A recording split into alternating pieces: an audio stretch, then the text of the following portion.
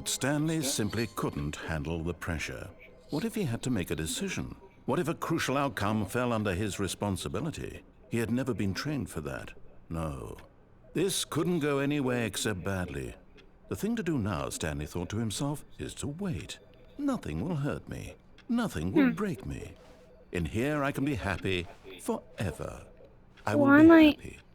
Stanley waited. Hours passed, then days. Had years gone by? He no longer had the ability to tell. But the one thing he knew for sure, beyond any doubt, was that if he waited long enough, the answers would come. Eventually, someday, they would arrive. Soon, very soon now, this will end. He will be spoken to. He will be told what to do. Now it's just a little bit closer. Now it's even closer. Here it comes. Hey, princess. You looking at me? All squadrons report to training area immediately for evaluation. No, you stop that. All of his co-workers were gone. What could it mean? Stanley decided to go to the meeting room. Perhaps he had simply missed a memo. No matter how hard Stanley looked, he couldn't find a trace of his co-workers. I saw you do that. Oh. At first, Stanley assumed he'd broken the map until he heard this narration and realized it was part of the game's design all along. He then praised the game for its insightful and witty commentary into the nature of video game structure and its examination of structural narrative tropes. So, now that you're here, what do you think? Isn't this a fun and unique place to be? Why don't we take a minute just to drink it all in? Okay, I'm over it now. What do you think? Are you sick of this gag yet? Yes. Well, I don't know how to say this politely, but you could literally just restart the game any old time you want. Like, right now.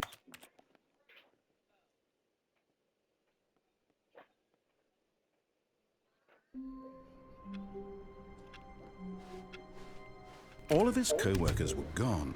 What could it mean? Stanley decided to go to...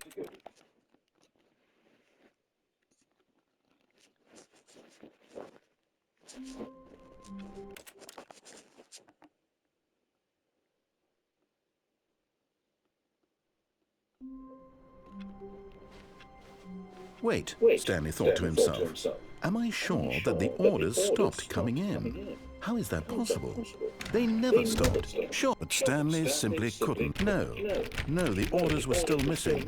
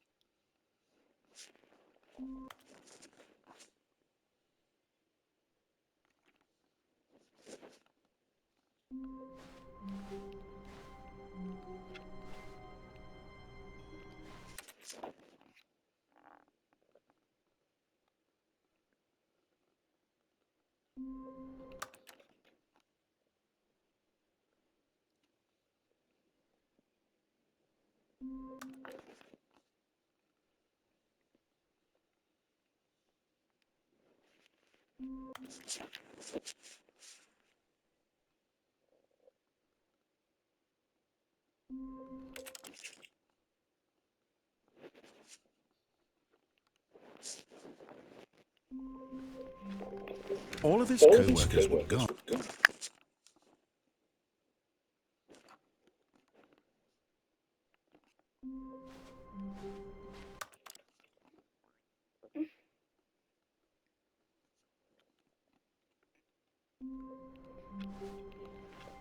The meeting room. Yes, that's where everyone would be. Stanley just needed to get to the meeting room, and from then on, he would never be alone ever again.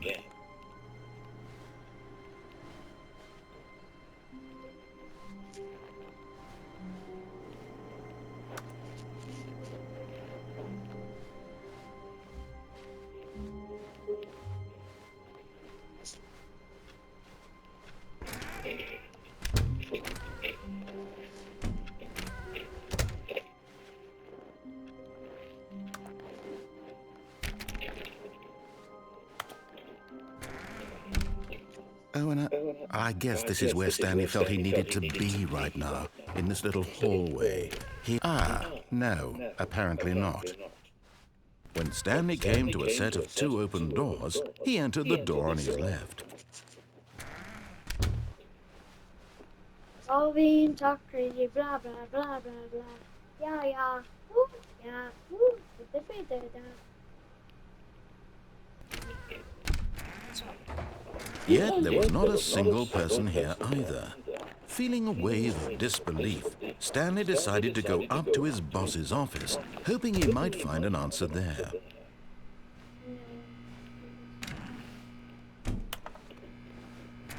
Stanley stepped into the broom closet, but there was nothing here, so he turned around and got back on track.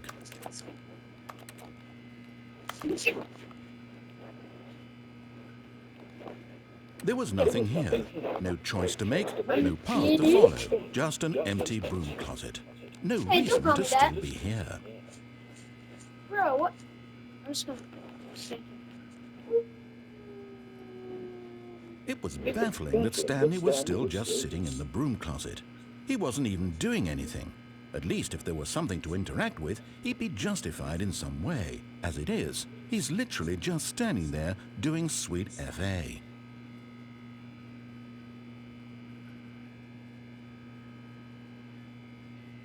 Are you really still in the broom closet? Standing around doing nothing? Why? Please offer me some explanation here. I'm genuinely confused.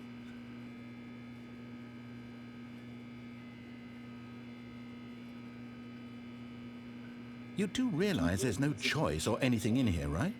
If I'd said Stanley walked past the broom closet, at least you would have had a reason for exploring it to find out.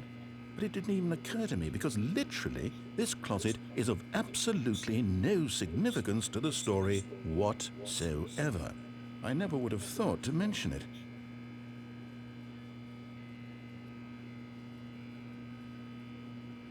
Maybe to you this is somehow its own branching path. Maybe when you go talk about this with your friends you'll say, "Oh, did you get the broom closet ending? The broom closet ending was my favorite." I hope your friends find this concerning.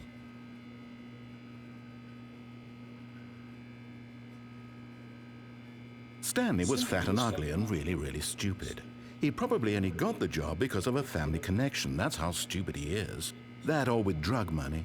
Also, Stanley is addicted to drugs and hookers.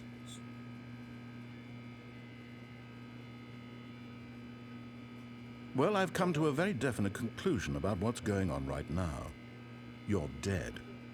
You got to this broom closet, explored it a bit, and were just about to leave because there's nothing here, when a physical malady of some sort shut down your central nervous system and you collapsed in front of your screen.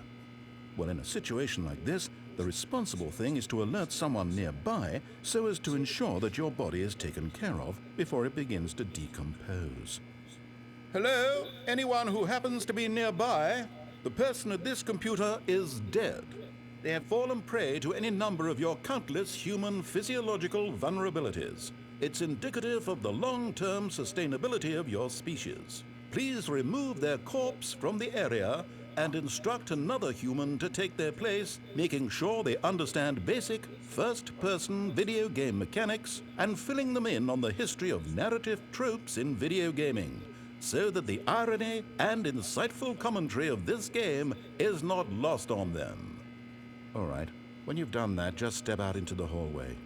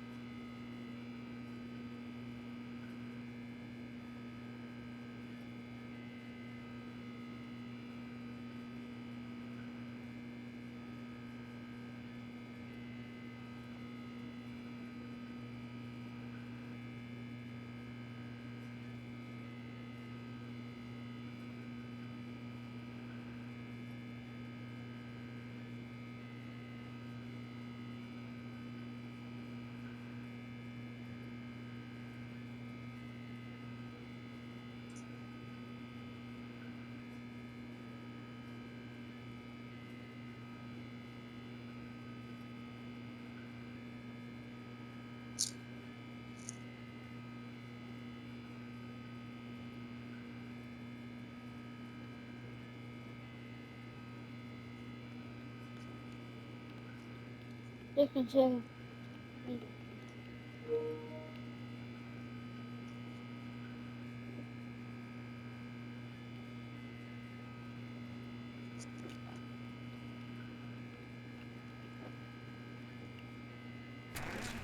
Ah, second player. It's good to have you. You too?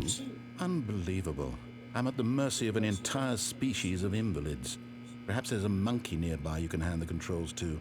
A fish? Fungus? Look, you can hammer out the details. I'm not particularly picky. I'll just be waiting for when you're ready to pick up the story again.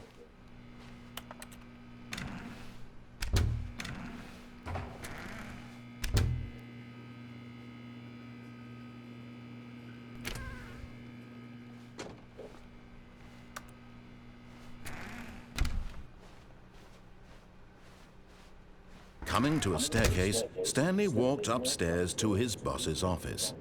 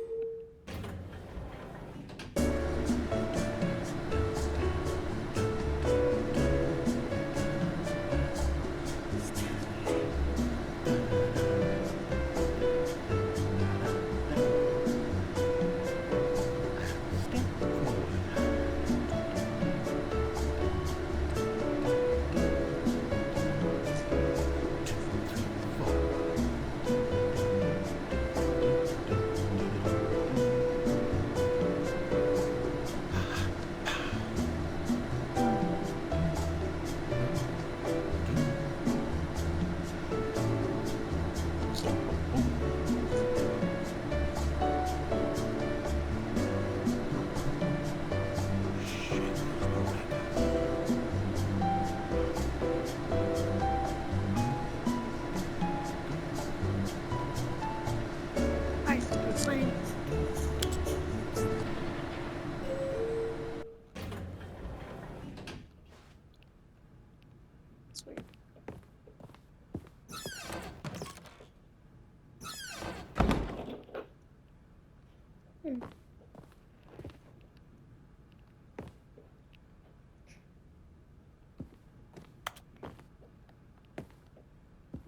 It's a middle scope. Stepping into his manager's office, Stanley was once again stunned to discover not an indication of any human life. What could it mean? Stanley wondered aloud to nobody. He began wildly tearing through papers on the boss's desk, pulling books off the shelf, looking behind paintings, desperate for clues to his situation. But his attention was caught by a keypad behind the boss's desk. What could its purpose be? In fact, this keypad guarded the terrible secret that lay buried below his feet. And so the boss had assigned it an extra secret PIN number, Let's tell Mom to 2845. make lunch for me. But of course, Stanley couldn't possibly have known this. No, I'll eat those for dinner. Oh. Stanley just sat around twiddling his thumbs. Trying to input anything on the device was yet incredibly, by simply pushing random buttons on the keypad, Stanley happened to input the correct code by sheer luck. Chicken nuggets for Easy. dinner. He stepped into the newly opened passageway. Make you some nuggets. If you're so hungry, you can have a sandwich after that, okay? Mm-hmm. Tell you to make macaroni for me for dinner, please.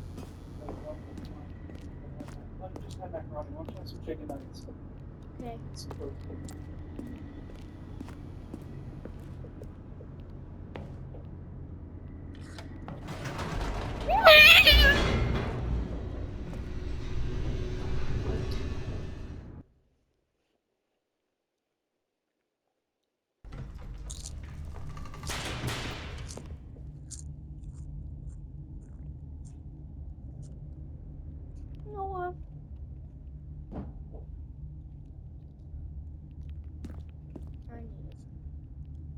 bye.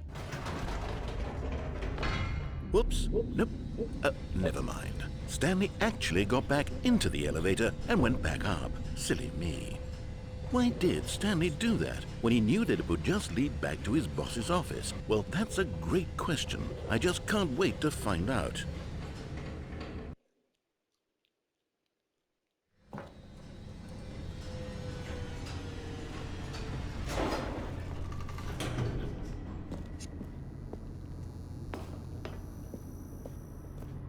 Here we are, Stanley. It's your boss's office. Exactly the way it was before you got onto the elevator. It's still just exactly what it is. What a decision you've made to come up here and look at the office again. This has fleshed out the plot of the story in new and fascinating ways I could have never anticipated. It's that keen eye for storytelling that you have, an incisive rapid fire of critical plot points, one after the other, weaving a rich tapestry of uncompromising narrative. Wow! I'm bolted to the edge of my seat.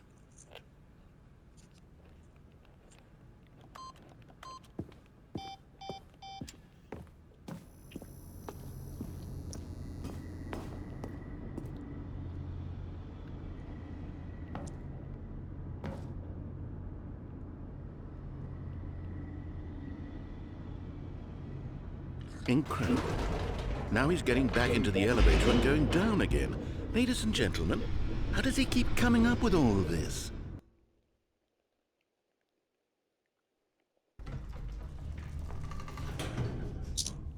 Surely this time Stanley will walk forward into the spooky corridor, won't he?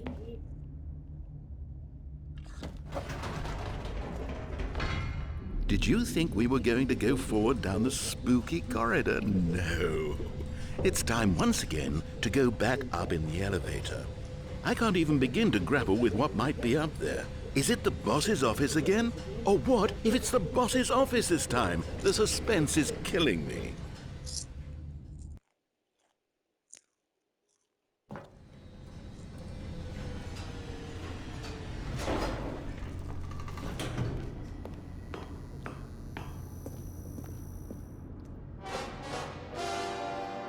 Oh my God, it's the boss's office.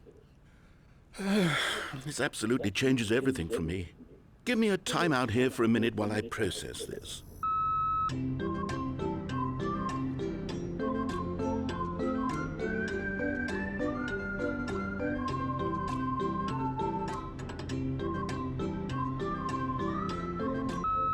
Okay, I'm ready. I'm prepared to embrace this stunning revelation and to move forward with... No! No, wait! No! I need more time to process.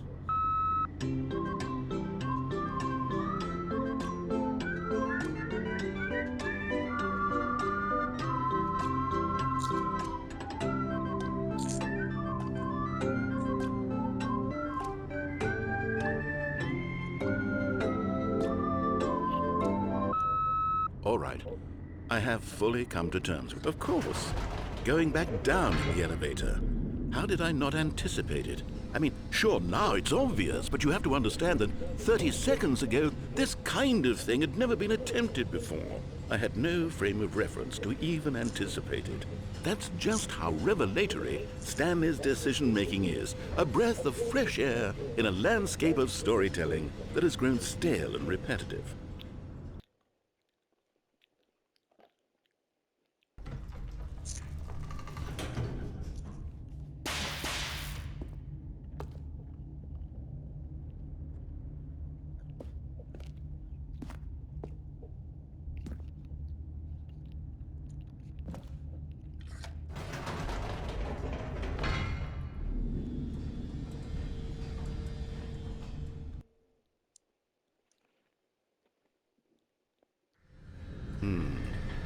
You know what? I've just thought of something. Hold on, let's stop for a moment. Don't you realize? It's the anticipation, Stanley. You and I, we have no way of knowing what will be at the top of this elevator. But the suspense, the agony of waiting and anticipating and having to guess, that's the real thrill. Oh, I simply don't want to let that feeling go. It's so precious, so fleeting. Why don't we take this elevator ride nice and slow. There we go. Isn't this so much more exciting? You know, Stanley, it seems like nowadays the only thing that audiences want is to be shocked as loudly and frequently as possible. They want big, explosive moments flung right in their faces from the very moment that things get started. But where's the tension? Where's the trust in the audience to build a slow and nuanced appreciation for the story, the characters? Why aren't we given time to imagine the surprises, to have to think and to anticipate, and then to marvel at the eventual reveal? This is storytelling, Stanley. What you and I are doing right now. This is the most exciting narrative to be developed in years, and it's really all because of you. You're the one who took this bold step of revisiting the exact same locations over and over. Truly, I mean it. This is unique and different. It's not like anything else out there. You see, I want stories that surprise me, Stanley. I want to have to think. I want to be engaged and not pandered to. We're being fed such unimaginative drivel all the time, and we all know it, which is why we're so starved for content that makes us feel sharp and vital and alive. That's why people like you so much, Stanley, because you're not afraid to spit in the face of tradition. You're a role model, you know? People look up to you. Which is why, oh, I didn't know when to spring this on you, but, well, I've gathered a little press conference for you, so that you can talk about your work and your storytelling and your life. Yes, I know you're not much for the public eye, but I thought it would especially mean a lot to the people who have been following you from the beginning. They really look up to you, Stanley. I don't know if you realize the impact you have on them. This is the kind of gesture that might leave a tremendous impact on them for the better. Oh, good, we're here.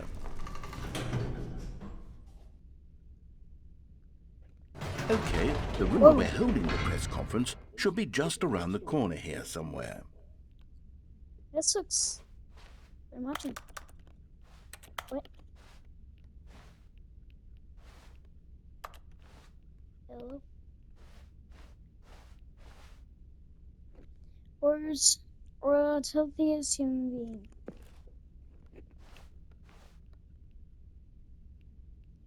All eyes on Stanley.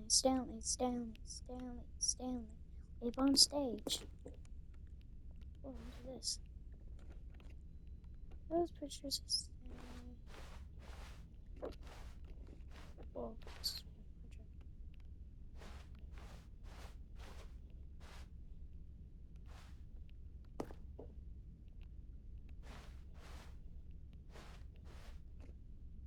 How he did it, the penguins.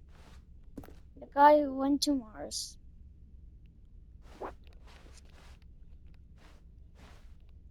So pretense.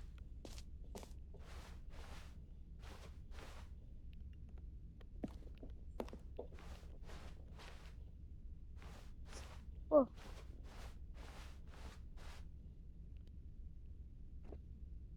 An evening with world peace, baby. Hey, that's me.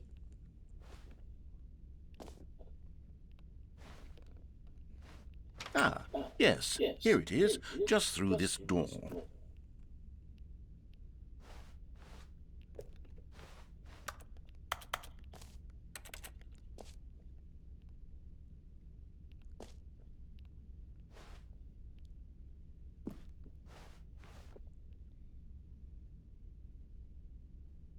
A Q&A with world's first sentient machine.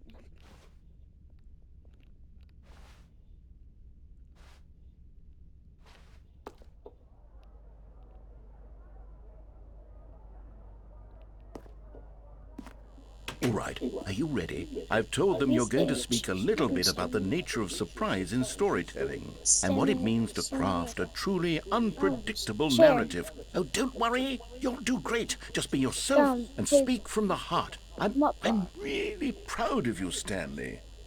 Okay, it looks like they're ready for you. Go get them.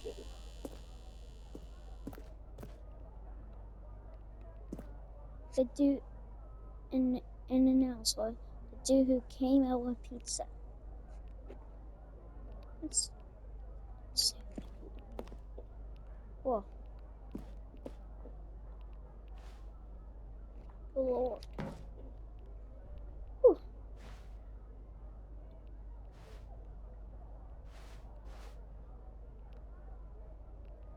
They know a lot about me.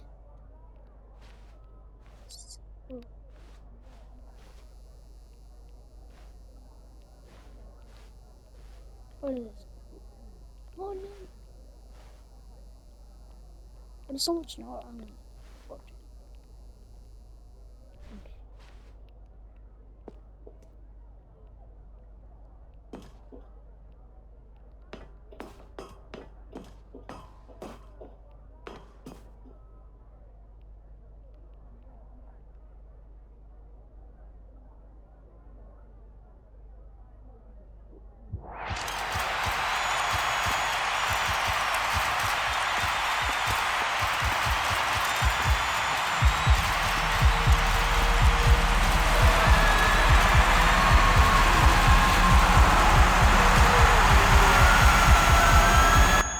Announcing!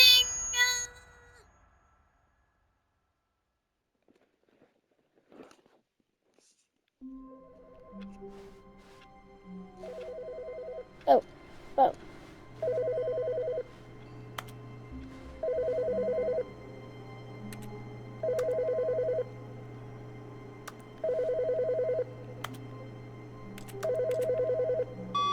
Hi, Stanley. Just wanted to leave you a message to let you know there's a few things I need you to pick up on your way home from work today. We Okay. need milk, cereal, dish soap, spaghetti, get a thing of sugar, some bread, and coffee beans, whichever ones you like. I'll give you a call if there's anything I forgot. Thanks, sweetie. See you tonight. See you tonight too.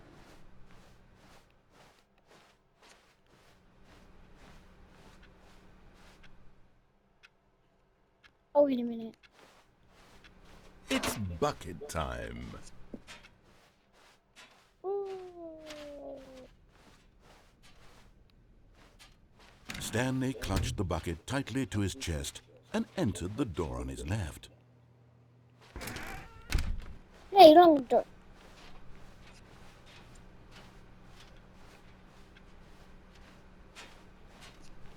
Still no one was here.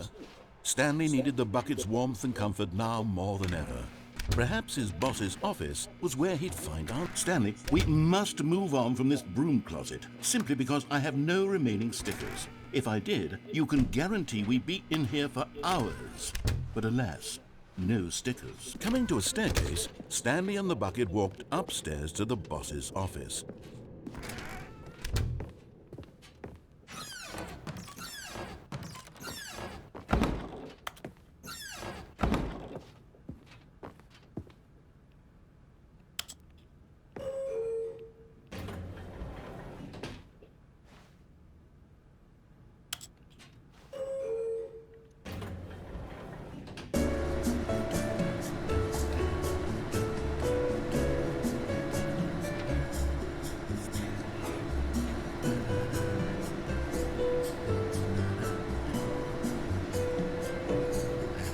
Just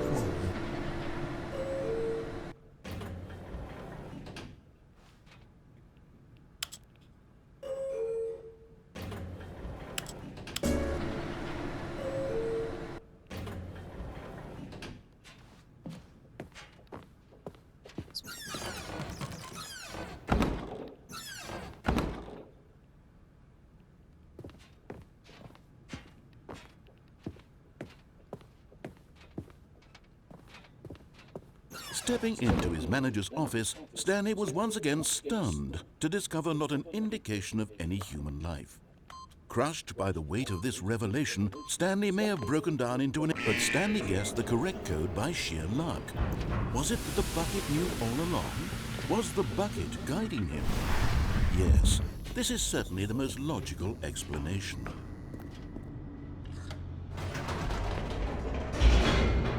let's go.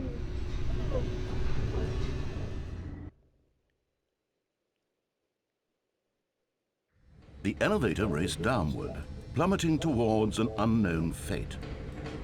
It would be all Stanley could do to keep himself together, if not for the bucket. Soothing him, comforting him, reassuring that in this darkest moment of uncertainty, he would be all right. The bucket is here for you, Stanley. Everything will be fine.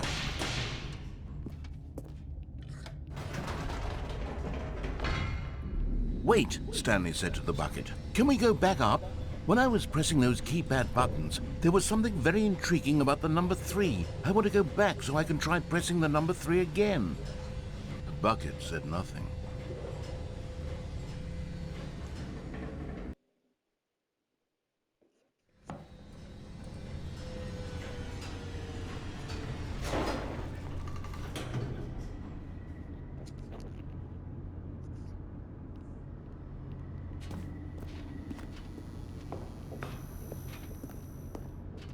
Here we are, said Stanley. Now I'm going to try out that number 3 button. He took the bucket over to the keypad and began absolutely slamming on the number 3 over and over and over. Wow, he said. The number 3 is such a special button. I'm having the time of my life. Stanley looked expectantly at the bucket, but the bucket remained silent. This was a shock to Stanley, who had always felt such a connection with the bucket. How was this not as exciting to the bucket as it was to him? Once Stanley had had enough of the number 3, he got back in the elevator.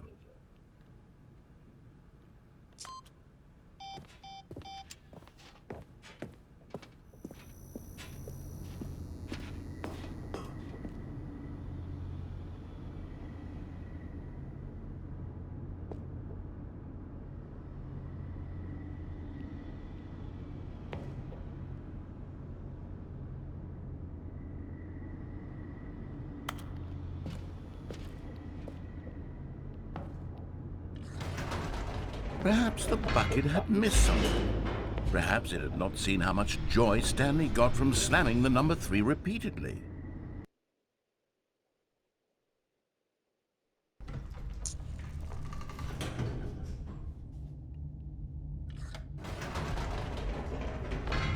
No, said Stanley to the bucket. You can't go on yet. Not till you understand how much the number 3 means to me. You and I have been through so much together, and I just want you to see what I see. Feel the happiness I feel.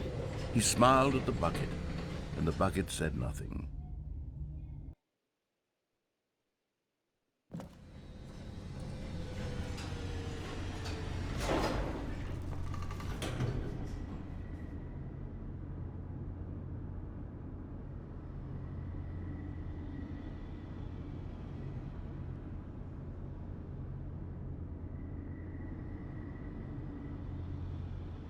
Right.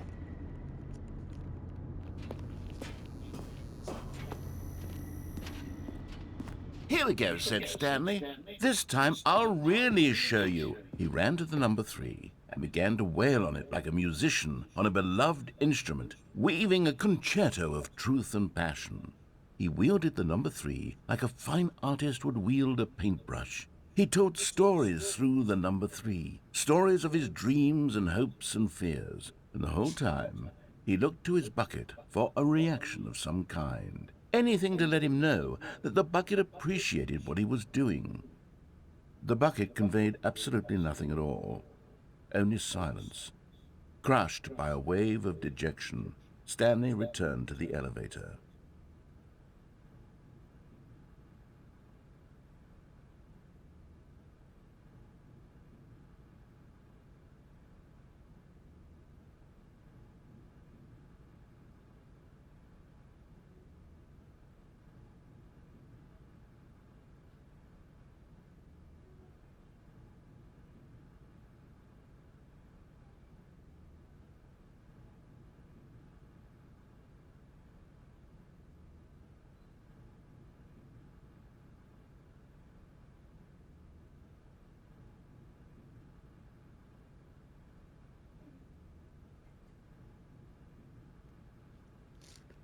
Whoa. Okay. Oh. Don't do this out. Thank you. Ow, thank you. Okay. Let's get back in there.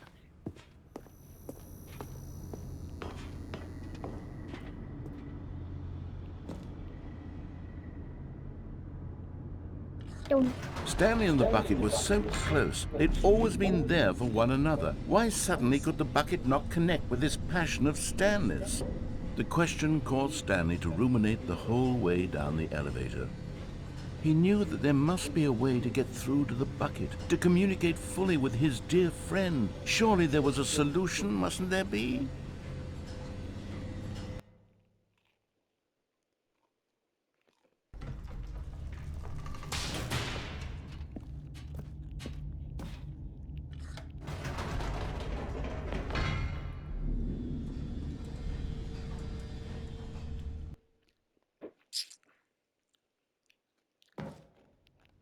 "Ah," said Stanley, "I know what to do. I know how to fully express this feeling in my heart." He decided right then and there that he would hold a press conference where he would speak to the public on all matters relating to pressing the number 3 over and over. He would elaborate fully on what the number 3 meant to him and why he felt so alive when pressing it. Then the bucket would be able to see his joy through the eyes of others. It would get to see the world react to this discovery of Stanley's. And it would be through the public eye that the bucket would finally understand Stanley's work. For months, he advertised and marketed his press conference, building excitement around it, developing and rehearsing it, until it couldn't be refined a single measure further.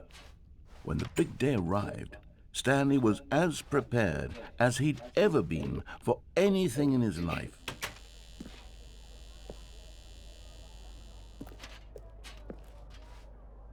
This was it.